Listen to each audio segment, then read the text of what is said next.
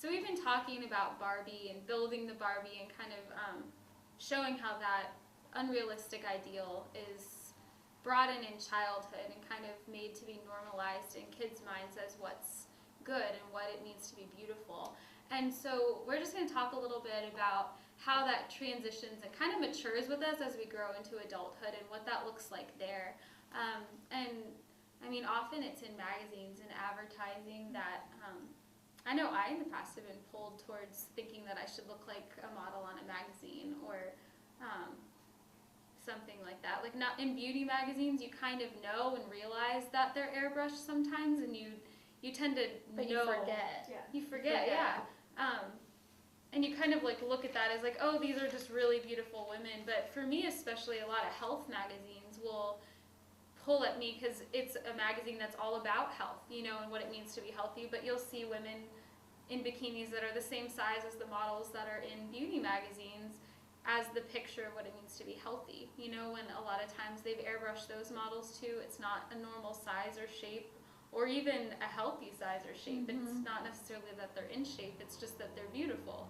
And so it kind of gives you that false picture of what it means to be We have healthy. some examples. And even like this was in People and it's beauty icons.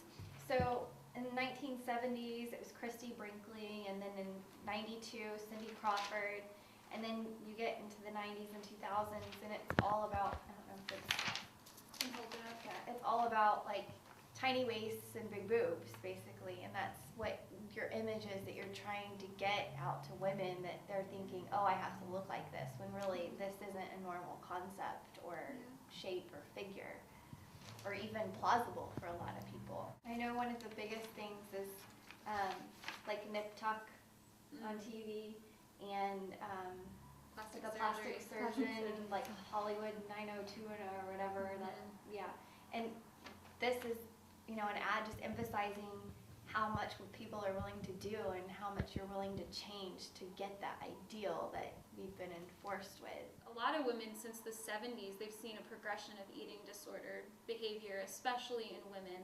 And a study put out by the Mayo Clinic said that about 2 in 100 women in our country are clinically diagnosed with eating disorders, and most of them start in their teen years and their early 20s.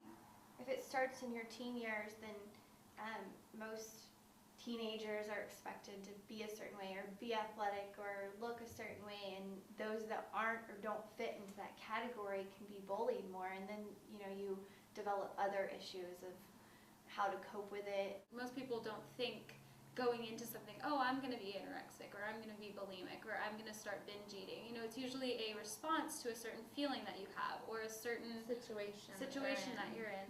And so, like, coming to, if young 20s really is, you know, kind of the peak of when people start developing eating disorders, that's when most people are going off to college and they feel a lot of pressure to succeed and fit in a new environment, be it a sorority and fraternity or just in a school that's full of new people, and feeling the pressure of grades and maybe having to work. And so it could be something where in anorexic behavior you see more of a control type of thing, where you're trying to cope with your circumstances by controlling something, or you're trying to fit in by restricting your food to stay within a certain weight.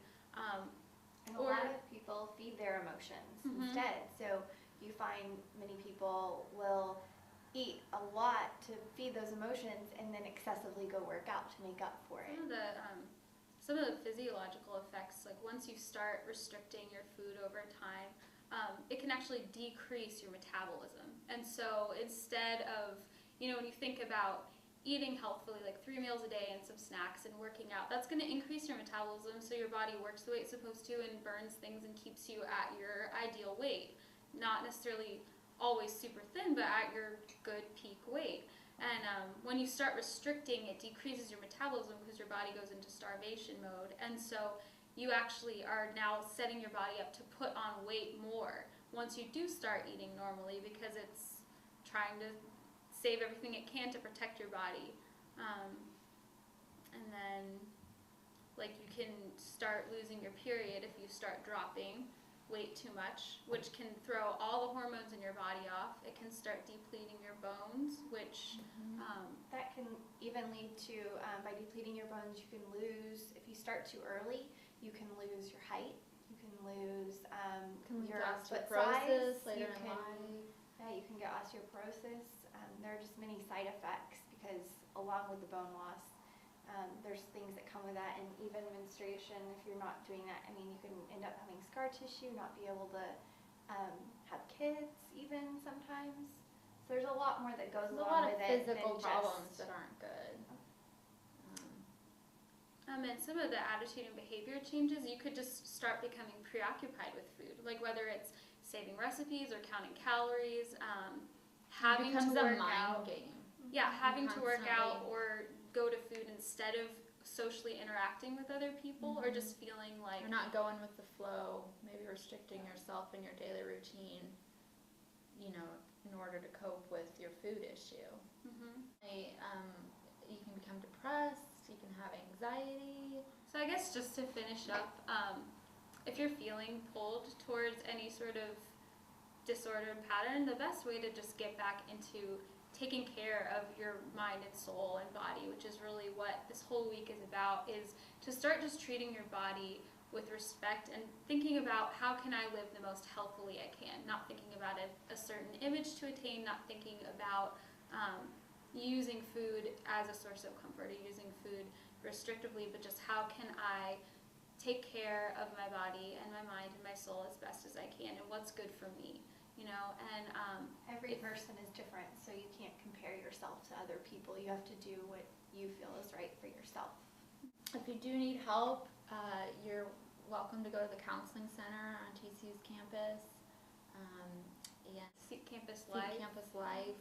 Or They're even always just- there to help. Or just even confide in a friend or a family member and see if they can help you or point you in the right direction.